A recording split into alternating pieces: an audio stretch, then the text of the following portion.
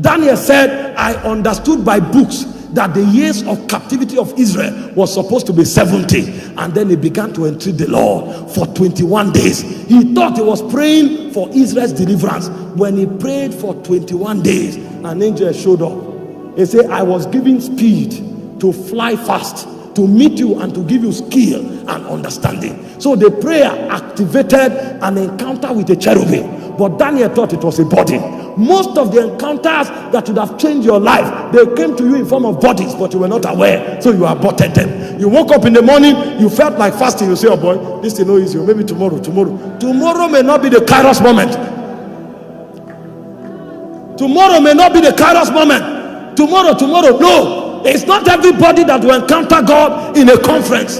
It's not everybody that will encounter God by laying on of hands. We have different ways of responding to God, and God knows the way he fabricated you in the studio of eternity. So many times he knows the language that will reach you fast is the language of body, because you are a man that pay attention to details, and he brought body, but you aborted it.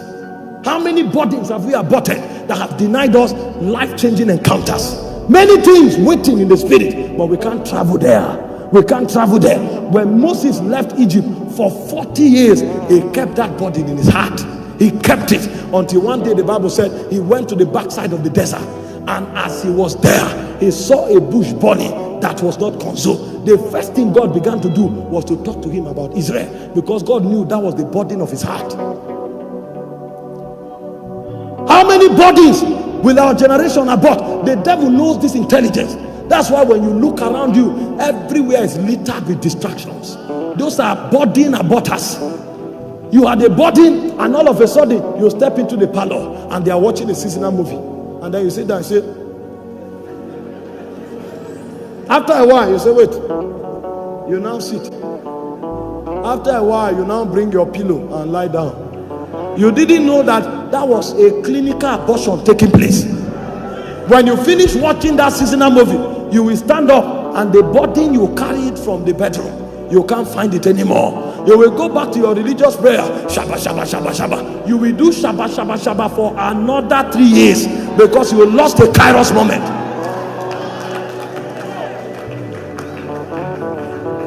Many don't enter the gates of encounter. We believe so much in activities. Powerful men are not just given to activities, they are given to moments. Did you not see the man that was at the pool of Bethesda for 38 years? You know he's a man of activity, because even when Jesus came in the flesh, he couldn't discern him. They said, would you be made whole? They said, I've been here for 38 years. They didn't ask you for how long you have been here. Activities have distracted you. Would you be made whole? I've been here for 30. Who asked you how long you have been here? That's why every time the water is stirred, that's when he's distracted. And that you are there for 40 years will not create any change. There are locations of the spirit realm ready. When your Kairos moment come, will you know? Jesus said in Luke 19:44, he said there will be gnashing of teeth. He said the city will be besieged on every side. He said many will weep. Why? Because they know not the times of their visitation. When men are preparing for war, that's when some go to have pleasure. And he said, woe unto you if your prince is a child and eat for pleasure and not for strength. It's not every night that men should sleep. There are certain nights that a burden comes upon you. If you need to put your leg in water to pray till morning, put your leg in water. By all means, have that encounter. Every time there is an alteration in spiritual frequency, make sure you isolate the counsel of God that came with it. That's what will make your life relevant. You can be promoted in the spirit 7 times in 1 year if you can maximize it. That's why you look at certain men, you say, why is God favoring this person? God is not a respecter of person.